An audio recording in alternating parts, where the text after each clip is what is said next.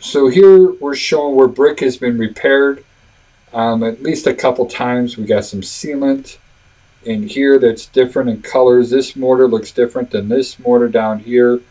Things have been moving and expanding, and with everything new, we really don't know how bad a shape or how much it has moved. Now, I like to add up multiple cracks, all right? So if I got, like 5 1/8 inch cracks, well, that to me is a 5/8 or bigger than a ½ inch crack, all right? So we had that much movement that comes in there. If I only got 1 1/8 of an inch crack, I usually don't have a problem.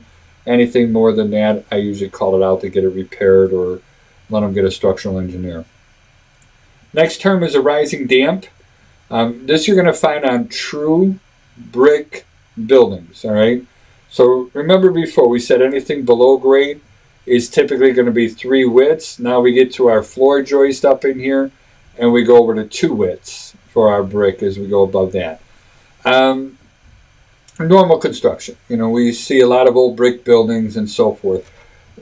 If we don't have that parge coat and drawing that water away from the brick, it's still going to wick right up, and typically we'll get right above that floor joist, and then it starts deteriorating all the mortar right in there.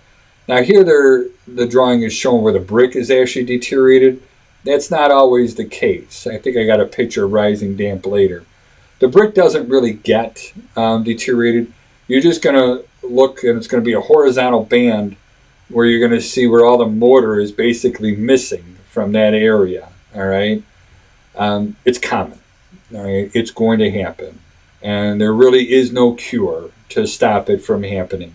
This goes into the general maintenance, parging on the inside, replacing the mortar on the outside. This is something that our clients need to be prepared to do when you're dealing with brick buildings. As soon as you start seeing it deteriorate, and typically we want 3/4 of an inch minimum for a mortar joint. So when they start getting to that point where they can grind out 3/4 of an inch and then they have it retuck pointed, probably a smart idea. All right. Those ties that I was talking about on the outside, I showed them earlier on true brick walls.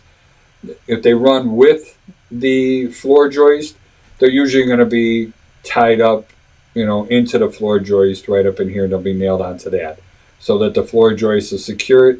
And then we'll use the floor joist to keep the walls from both going in and going out, all right?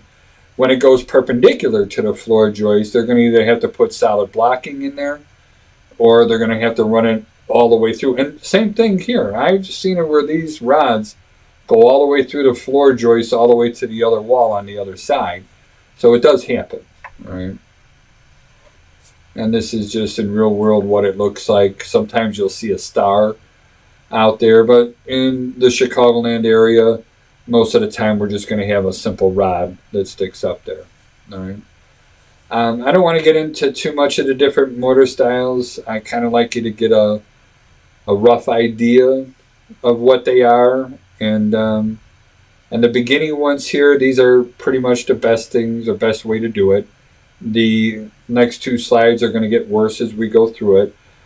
But if you think about it, the goal is to shed the water, all right? So the smoother it is, the easier for the water to run down the brick, run down the mortar, get all the way down to the floor and away from the building. That's going to be our best desirable effect that's going to happen.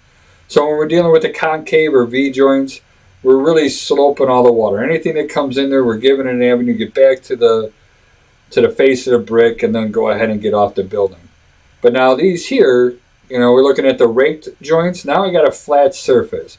So if water comes up underneath this, and we're talking about this spot here, it comes up underneath it, it's going to want to set here. It's going to want to work its way into the mortar. It's not going to be as quick to draining.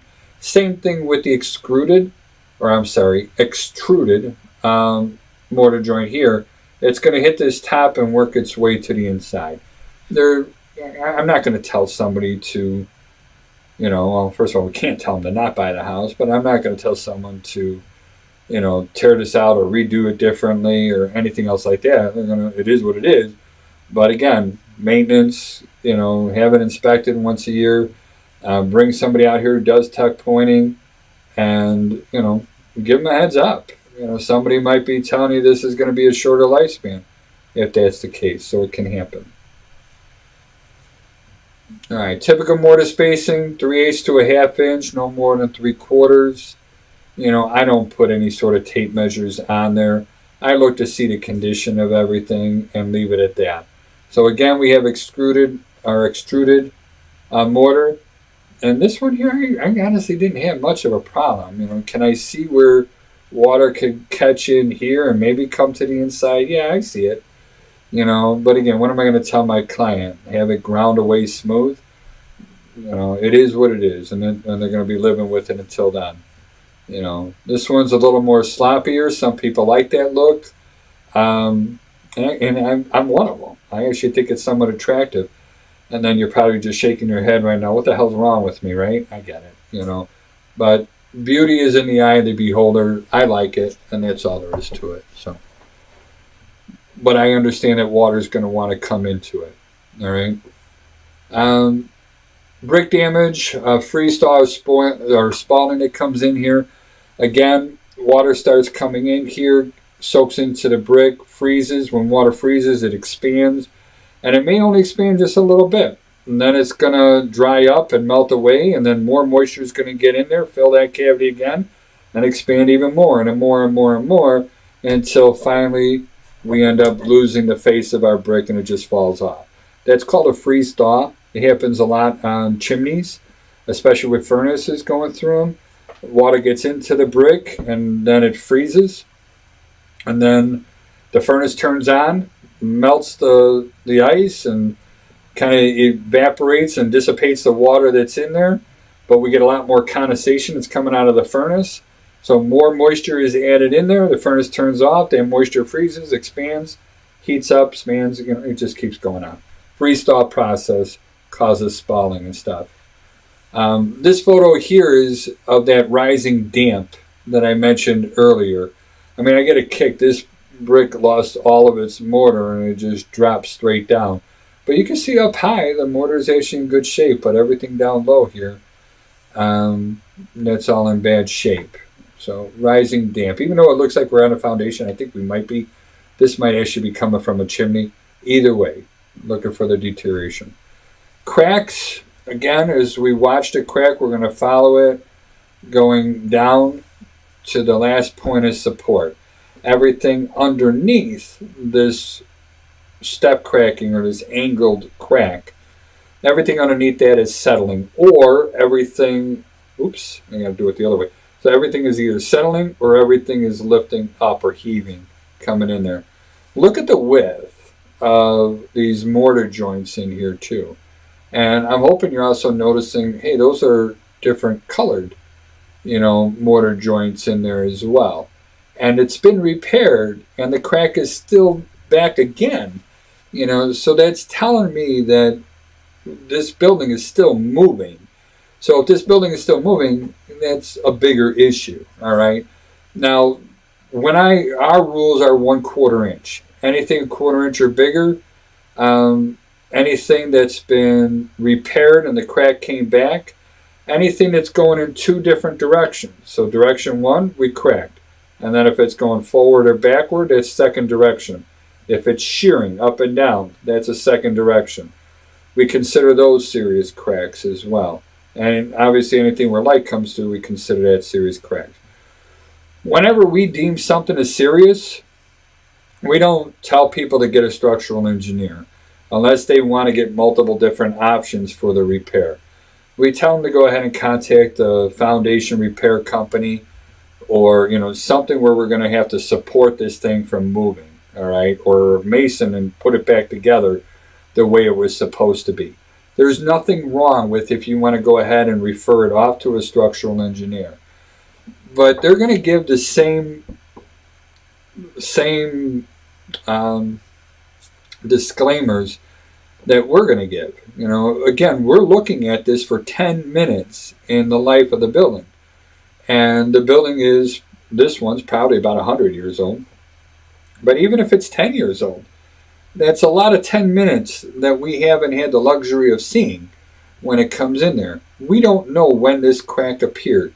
We don't know when it was fixed. We don't know how often it was fixed. We don't know how often the cracks came back. We don't know what was changed in the occupants or water drainage. There's too many things we just don't know. And again, it's when we encourage our clients, go into that journalist mode, the who, what, why, where, when, and how, so you could find these things out. But what we do know is it's still moving, all right? And we need to stop that from moving. Why it's moving, we don't know. We could try some other solutions, but to get a firm case of why it is and what's going on, pretty much nobody's going to be able to tell you why. All they're going to do is say, well, we could fix it by sealing up the crack and see if it cracks again. Well, we tried that already. And then we could start putting piers or piles or anchors or some other methods to stop that settlement of that corner.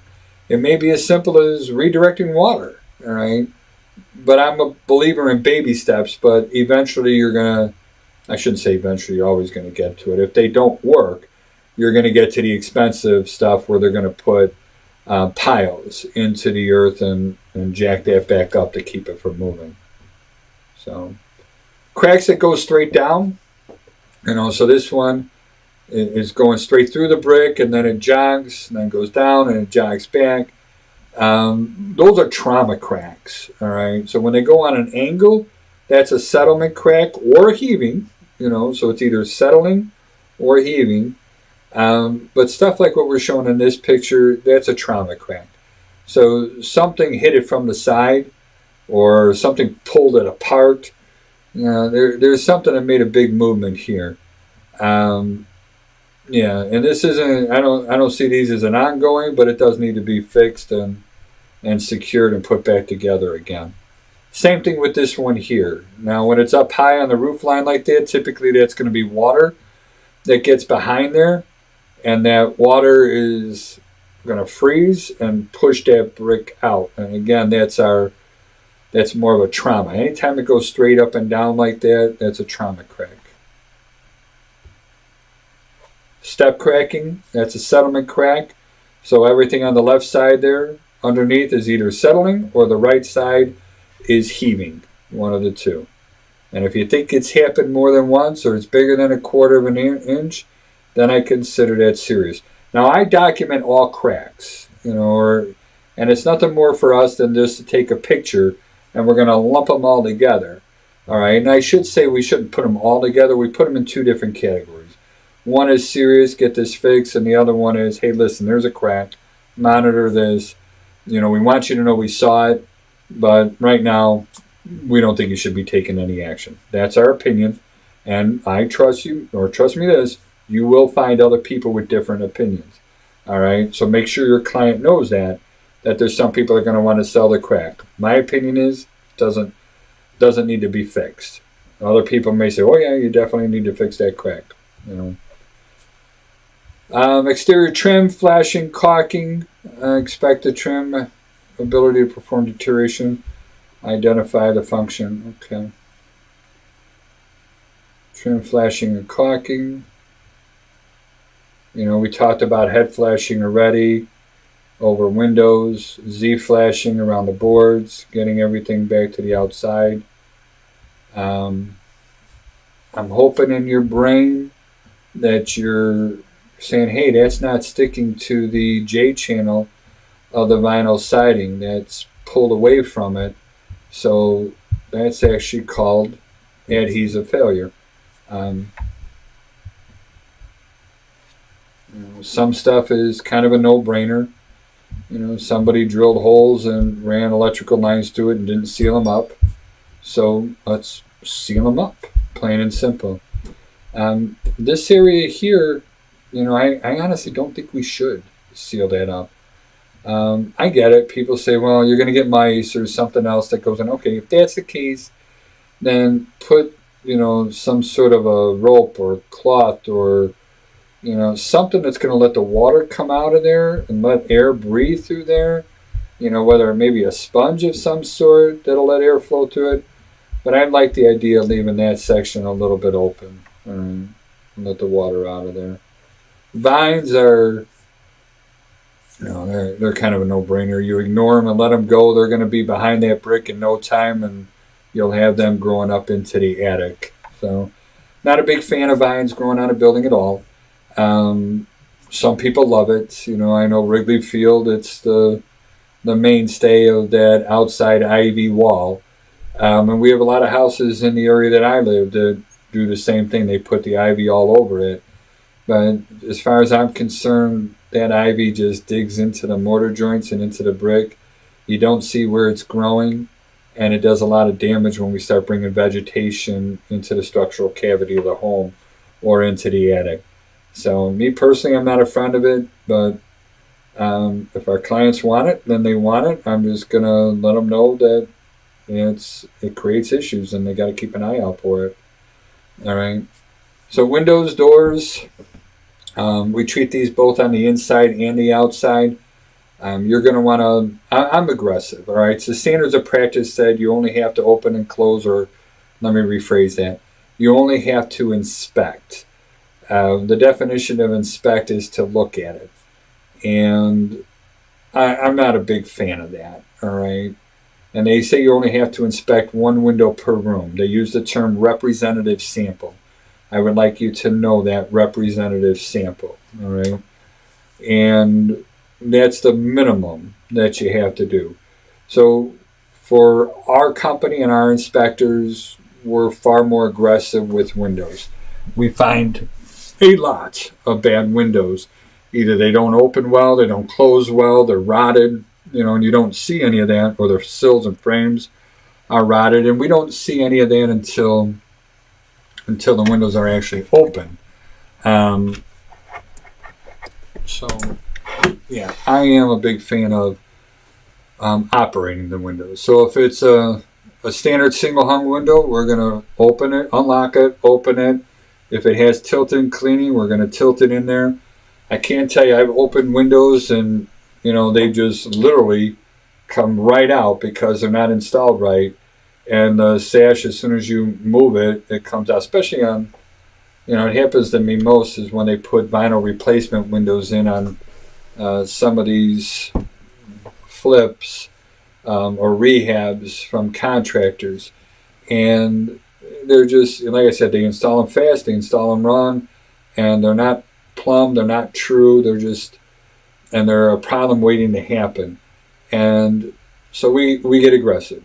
Open, if they're double sash, we're going to move both sides, we're going to tilt both sides, we're going to lock both sides, and we do every single window that we can get our hands on. Now, don't get me wrong, we're not going to move furniture, we're not going to, move china cabinets. If something's being blocked and I can't get to it to open it easily, we will skip those, but we do put those in a section saying this window wasn't tested. But we mark down if they're difficult to open, they don't lock easy. Casement windows, we're real careful with those. I can't tell you how many times you're going to open them just to find out that the mechanism is damaged and you can't close them. And now at this point in time, you're getting somebody on the outside and, they got to close the window while you lock the window and get it back into shape. So for us, that happens once. Once that happens to any casement windows, we stop looking at the casement windows at that point in time. We document that it's broken and it's not working right. We let them know that we're also not going to check or be responsible for any other windows, and somebody else needs to come in here and typically put that burden on the seller to prove that every window is okay and do it, because otherwise we're going to be inside, outside with ladders, and if we don't get a window shut because it's broken that bad, then everything comes back to us and we're the bad guys.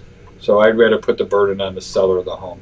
So lights, L-I-T-E-S, is the term we're going to use for glass.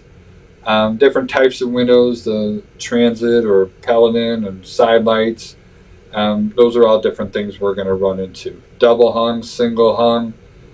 Double hung means both sashes move. Single hung means only one sash moves. Casement windows swing out like a door. Typically they're going to be on a crank. Sometimes it's just a lever that you're pushing on there. Slider windows are basically the same as a double hung, but they're flash and able to be installed. so that the sides of the window will be sloping to the outside. Realize we want that water to drain. All right, so if somebody does take a double hung window and puts it on the side, then that's going to collect water into that area. So we want to make sure that it's a true slider when it comes in there. Hoppers and awnings. On the left-hand side is the hopper. On the right-hand side is the awning. Picture just like an awning over a porch. All right, anything that you can stand under that's going to stop the rain. That's the awning. The hopper is going to collect the rain and bring it to the inside. Hopper should go open to the inside. Awning should open to the outside. Right. Fixed windows, picture windows, stationary windows, they don't move. That's the bottom line. So there's no movable sashes on these. Jealousy windows, I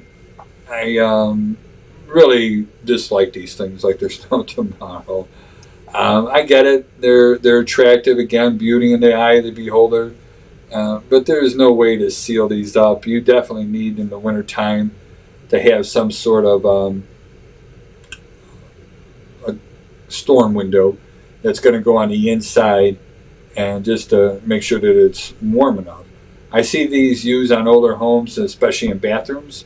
And, it's fine in the summer with the screen, but you got to remember to put that glass up there in the winters. All right. 3 more words: bay, bow, and oriole windows. Technically, and if you get any test questions on the state exam, bows and bays, the foundation is going to follow the window. All right. So it's going to have full support all the way down to the foundation, including the foundation. So a bay window will have 3 sides. A bow window will have more than 3 sides. All right. And that's what they're showing in these 2 diagrams. Oriole windows can be a bay or a bow, but they don't have any foundation that supports them. All right. So if it just sticks out like those garden windows that you can get, sometimes you'll see little turret shaped ones that's, extend out past the walls. Those are all oriole windows, technically. Parts of the window we should be expected. You are going to see a diagram similar to this. They're going to want you to know the term light, L-I-T-E. Again, that's the glass. Sash, that's going to be our moving portion of the windows, all right? Or actually, when I take that back, it could be a non-moving thing as well. So what holds the glass, what holds the lights, that's going to be our sash. Pane is another word for light, so every square is a pane or glass. The bottom of the window is the sill. The uprights of a window that hold the sashes, those are called stiles. If I have more than one window in a group of windows, the piece that's in between the windows, that's called a mullion, M-U-L-L-I-O-N. And then when I have multiple panes of glass or multiple lights, the little pieces that are in between the panes of glass, such as these pieces right in here, those are called muttons. So mullions, muttons, the insides in here is the stiles of the windows, the bottom is the sill, sash is movable or non-movable, it's what holds the glass. Fan lights, pediments, transoms, you'll hear multiple words for that. Side lights, top lights, again, transoms, columns, pilasters. I'm not too worried about knowing these words. Common sense stuff that we're going to see: broken windows, fogging in between there. Plastic, what is this? Plastic trim on a metal door. I think what they're worried about is metal doors, especially when the sun hits it, and very much so, especially if you put a storm door on it. Sash cords used to be used, counterweights, panels in the older homes. That's a good point. And I think that comes up in a little bit. So different items that hold up the windows. So bear with me, we are going to get to that. But thank you, Mark, always. And where was I? So the putting plastic on a metal door, and especially when it's behind a glass storm door, when the sun shines on it, it really gets hot, those steel doors. And that that glass door is kind of like a magnifying glass, and it actually deforms the door, melts the plastic, and so forth. So rust, drain holes, sash cords damage, these are all things we're going to hit right now. So we talked before about rotted, trim on the exterior. Be aggressive on the inside as well. All right, this is where we take that flashlight on the inside and we shine it on an angle underneath here. And we're mostly looking at this area right in here and see if that drywall's been repaired, and if it's more than just one time. I have run into doors that have been installed backwards, and for pre-hung doors, all right? So residential doors are supposed to open into the house, all right? Commercial doors are supposed to open out of the house, all right? It may not seem like that big of a deal if you have it opening in or out or whatever. And in all reality, if you put a commercial door in a residential home and everything opens outwards, I really don't think that's that big of a deal. But if you take a residential door and you flip it around and you make it so that opens to the outside, now what you're doing is you're taking these hinges, which are not designed to prevent thieves from removing the pins. You're putting those on the outside, so you're losing a lot of security. Somebody just pops these pins and they're able to take the door off. Secondly, at the bottom of the door, that's supposed to be sloped to drain the water to the outside. And, if we spin that around, it's going to collect that water and aim it to be to the inside. So it may work, it may not work. We may have a whole bunch of, a large overhang out there. Like, for example, my house, we got an 8-foot overhang. It's rare that I'm going to get any water splashing on that door, and it's a fairly large door that comes in there. I like to use a thermal imager and look at these gaps in here, see if there's any cold drafts along the bottom as well. Sometimes you'll see windows that aren't caulked and sealed, and you'll get air drafts through there. Air drafts bring a lot of moisture, all right, so it's a big deal. We want to make sure all our drafts are sealed. Just again, condensation is huge and it does a lot of damage to a house. And the fastest, easiest way to do it is to purchase yourself a thermal imaging camera. They work great and they get the large area done in no time. All right. We're going to talk about these different items on the list here on the left, so let's just keep moving forward. All right. So window operation. It can be stuck and closed or difficult to operate. Big mistakes that I see contractors, and I run into this a lot on flips, is they like to use that expansive styrofoam, like great stuff, in between these joints around the windows. That stuff's pretty powerful. And when it gets in there and it starts spreading, it can actually, change the shape of the window and pushes the inside in. So that makes it difficult to open and close the window. And same thing with the tilting. I've seen it where they don't put anything in there and they drive screws in the middle here and they don't have the proper shims that come in there to support the weight of all that stuff. And now what they're doing is they're taking that window and they're expanding it. And that happened to me. I lifted up a window to open it, and the next thing I know is I got the whole window in my hand, because as soon as I got it up to the height, the counterbalance springs, they let loose of the pins, and I got somebody's window in my hand right now, and it just wanted to flip and came out. So look for them, look for the condensation, make sure the window's opening. Mark made a comment out here, checking for the sash cords. Sometimes you'll find chains and weights that are inside the balance of the windows. They use springs as well. Different methods are all acceptable. The only way you're going to be able to tell if they're there or in good shape is to actually operate the window.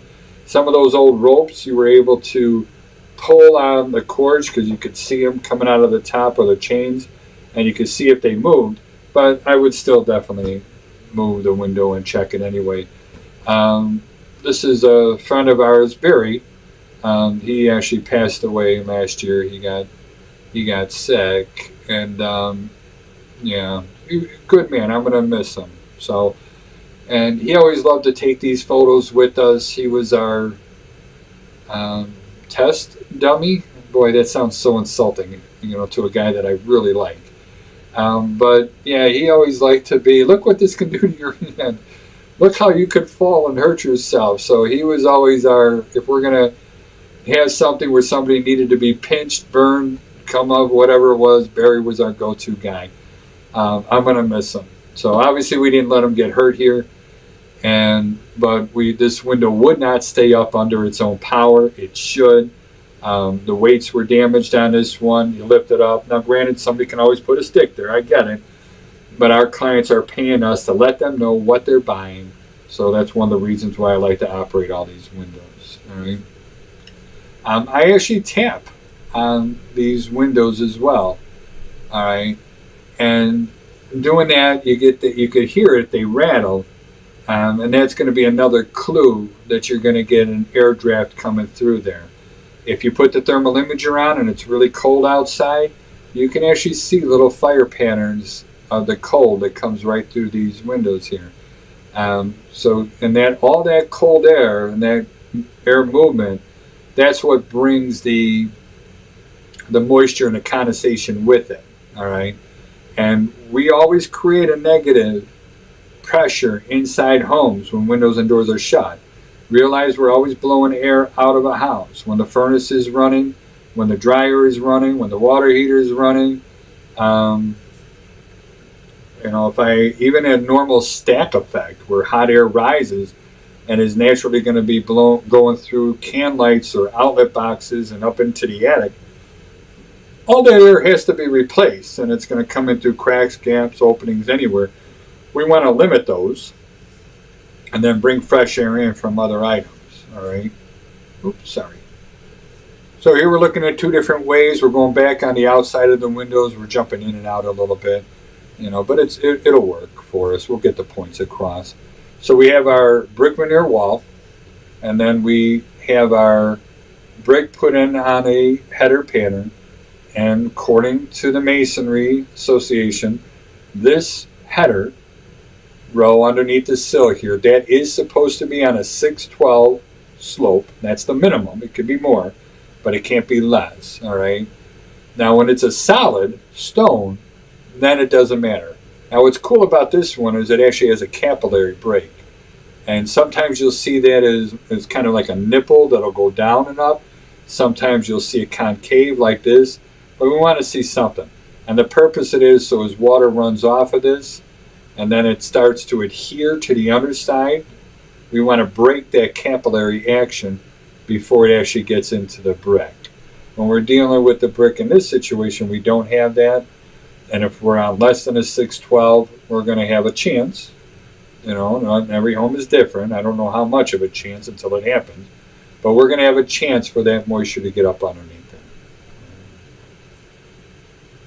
So there's our capillary break again. Not often is it done, but it's nice to see. So here we put the brick veneer. The brick veneer is sitting on our concrete foundation. Our wood framing structures inside that window might have been built loose, and because of which the house has compressed or settled as the wood got pushed together from all those gaps from stacking lumber, and that brought the window down. If the window comes pulling down, then all of a sudden we get our sill that gets bent upwards. All right, and if it gets bent upwards, now we're going to cause water to come into the house. All right. Just things to watch for. And if I see it over like a top ledge, then I try to eyeball down that ledge, and don't be afraid to pull out a little 6-inch level. They have apps for phones that are actually levels as well. Don't be afraid to set that on there, and then you could take a screenshot of that. There's some level apps that will let you take a picture, and then it'll tell you what the slope of the item is as well. So you can add that to it. It makes it real easy when you start documenting these things. All right.